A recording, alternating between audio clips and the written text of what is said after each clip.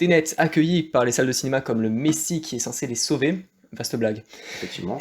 Dernier film de Christopher Nolan, sorti ce 26 août 2020 du coup en France et 2 jours plus tard aux États-Unis. On est en avance, c'est plutôt Ouais, cool. c'est un peu Qu'on dommage a eu pour la eux. chance d'ailleurs de voir le 24 en avant-première. Effectivement. On plaint beaucoup les Américains, les pauvres, ils vont le voir un peu plus tard, quoi.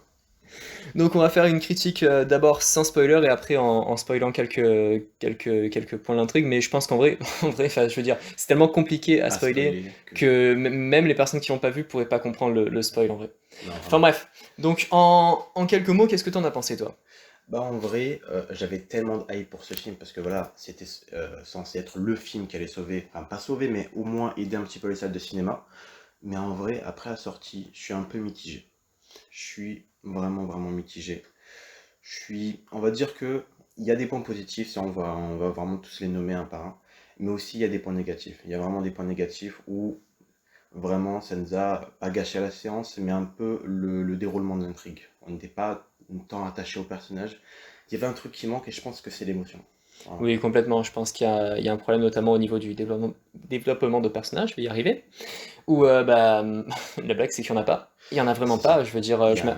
je m'attache pas au personnage autant. Dans les scènes d'action, voilà, c'est nickel. C'est une grosse claque visuelle et je comprends pourquoi le réalisateur, du coup, Nolan a. J'ai failli oublier son nom, c'est ouf. Pourquoi Nolan a vraiment insisté pour qu'il sorte en salle, mais c'était incroyable visuellement. Mais après, même dans l'écriture, enfin, j'ai l'impression que Nolan, enfin, Christopher Nolan sans son frère Jonathan, c'est plus la même chose. J'avais C'est remarqué vraiment plus la que même il chose. y avait des fois, c'était pas non plus comme des dialogues ou des grandes répliques vraiment cultes dans les autres films comme Interstellar ou Inception. C'était des répliques vraiment qui avaient du sens, qui étaient profonds, des fois métaphoriques aussi. Là, c'était juste des dialogues pour parler de science, pour faire le mec intellectuel. C'était pas non plus aussi. Enfin, on comprend ce qu'il veut dire, mais c'est mal exécuté. Il y a des fois où c'est mal exécuté. Vraiment Beaucoup mal de, exécuté. beaucoup de dialogues, d'exposition aussi, j'ai l'impression. Ouais. Pendant 1 heure sur les 2 heures et demie, j'ai l'impression qu'il veut expliquer le principe de Tenet, mais il explique tellement de manière un peu floue, superflue, qu'au final, Ouais. il prend beaucoup de temps pour l'expliquer, alors qu'il pourrait l'expliquer de manière simple, en fait. Je pense que, voilà, en fait, j'ai l'impression que les personnages sont téléportés, déjà, enfin, le Mm. personnage principal, il y a une scène qui est assez marquante au tout début, il se passe un truc pour lui, et, et il s'en fout, alors que c'est un truc quand même marquant dans une vie. On en parlera en spoiler, En, mais. en spoiler, ouais, mais enfin, c'est étrange. Enfin, je pensais avoir plein de réponses à la fin, mais au final, à la fin, j'ai plus de questions que de réponses. C'est pas forcément une mauvaise chose, parce que Inception aussi laisse beaucoup de questions à la fin, Oui. par exemple. Je pense Mais que si on le revoit, on aura peut-être une interprétation différente, peut-être qu'on l'aimera plus. Mais je pense que notre niveau d'exigence est à un certain niveau. Je pense qu'après Inception, après Interstellar, c'est difficile de faire mieux, je pense. c'est vrai, bon, on va Vraiment. rester sur un dernier point pour le sans spoil, et ensuite on rentrera plus en détail dans l'intrigue. Le méchant, que je trouve, enfin, le, Kenneth mé- Branagh russe. le méchant russe, enfin, c'est vraiment stéréotypé. Il y a 2 secondes de background et c'est fini. Enfin, Ouais, c'est un peu. C'est une sorte de caricature, t'as l'impression. Et il y a aussi un point dont on va venir en spoiler. Mais le personnage principal, bon, il est assez sympa, il est joué par John David, il a un certain charisme, ok. Même pour Neil, joué par Pattinson. Mais j'aurais aimé que une autre personne, on parlera en spoil, hmm. soit vraiment le perso principal dû à la fin. Vraiment Oui, dû à la fin. complètement, complètement. Moi, je trouve qu'il manque beaucoup d'émotion. Vraiment. Voilà, bon, on va passer à la partie spoiler. Donc, du coup, si vous ne l'avez pas vu, ben, allez le voir déjà pour retourner au cinéma Ouais. pour essayer de les aider. Pour nommer les points juste avant les spoils, pour nommer les points positifs, c'est la BO de Goranson qui est assez originale, je Ouais. trouve, qu'avec des sons très futuristes, très martial, ça fait penser des fois à Blade Runner 2049, si vous voyez ce que je veux dire. Et aussi au Malgré niveau, l'absence de Hans Zimmer quand même. ouais, on sent l'absence d'Hams Zimmer. Des fois, il essaye au piano Hmm. on va dire, d'y ressembler un petit peu, d'y apporter la touche un petit peu Zimmer, mais c'est compliqué pour lui. Mais ça donne un côté très futuriste qui fait penser à Blade Runner. Ouais. Les effets visuels, elles sont révolutionnaires. Oui, complètement. J'ai vraiment jamais vu ça. Oui. Et surtout pour les scènes d'action qui paraissent vraiment violentes et vraiment viscérales, c'est à un point où c'est peut-être l'une des meilleures scènes d'action qu'a fait, bon, à part dans la trilogie de Batman, hein. Non, même. Enfin, Ouais, oui, il y a peut-être des scènes plus, d'action mais il y qui a des sont scènes incroyables, qui sont vraiment. vraiment à voir au cinéma. Vraiment, Oui, vous allez être complètement. choqué, c'est du jamais vu, quoi. Oui. Bon, on rentre dans la partie spoiler du coup. Bah toi, qu'est-ce que t'en as pensé avec spoiler? Vas-y, lâche-toi Avec dans spoiler, l'intrigue. bah déjà que c'est compliqué de spoiler parce qu'il y a tellement de choses C'est où vrai. j'ai vraiment pas arrivé à rentrer dedans, surtout à cause de l'intrigue, c'est qu'en fait, il développe tellement le concept de façon, je dirais, presque mal exécutée, qu'on en comprend parfois mal les choses, et du coup, on n'est pas souvent, surtout vers la fin du troisième acte, le climax, on n'est Ouais. pas toujours attaché à l'intrigue.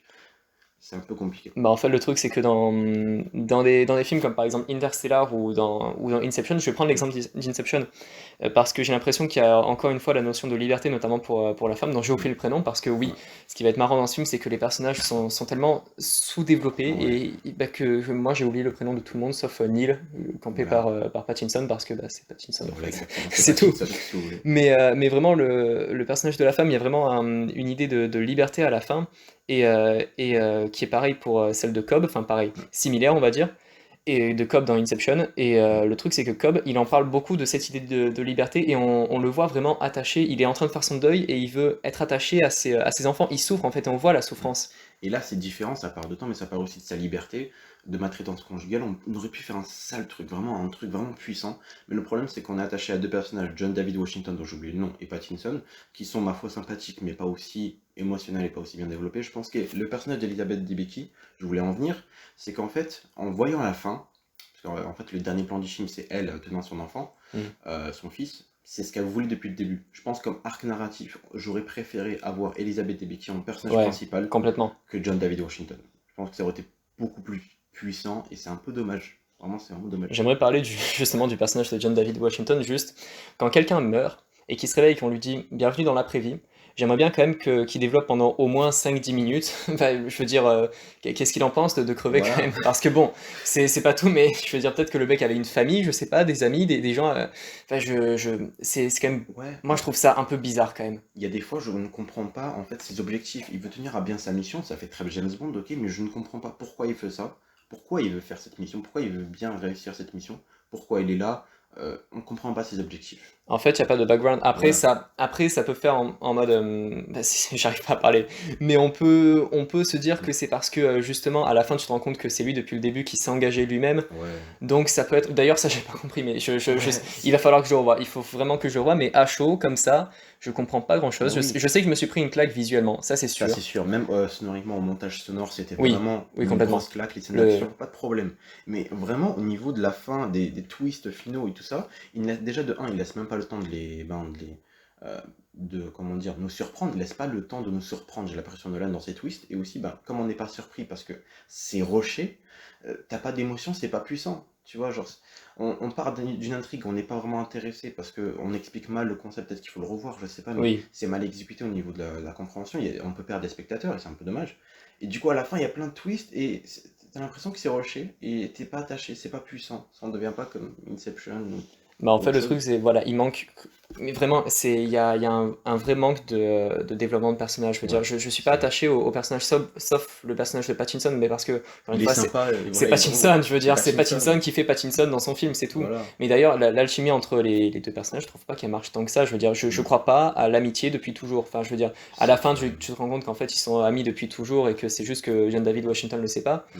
Mais j'y crois pas une seule Mais seconde. oui, c'est vraiment le problème du film, parce que sinon, comme je vous l'ai dit, visuellement et tout ça, c'est incroyable, c'est une claque. Ouais. Mais sinon, c'est un manque d'émotion, c'est un manque de développement de personnage. Moi, je mettrais 6 sur 10. Est-ce que tu es d'accord avec moi? Ouais, je dirais 6, 6 et demi comme ça. Peut-être maximum 7 si je le revois, mais Oui, mais après, au niveau voilà, d'émotion. je pense qu'il faudra le revoir. T'avais un truc à dire, une dernière phrase sur Tenet? Oui, juste avant ça, déjà, on a été plus marqué par comment a été fait le film plus que le film. Et aussi un truc, je compare plus Tenet à comme si vous baisiez une meuf, ne vous étiez pas amoureux. Vous voyez, c'est T'as le les pire sensations, exemple. mais t'as pas les émotions. Voilà, t'as les sensations, mais t'as pas l'émotion en fait. Voilà, c'était notre critique avec et sans spoiler pour Tenet. Merci beaucoup de l'avoir suivi, et bah, on se retrouve vite, notamment pour la rétrospective de Christopher Nolan qui risque de sortir dans pas longtemps. Voilà, cette semaine donc, on vous tient au jus. Et sur ce, peace out. Bisous. Bisous.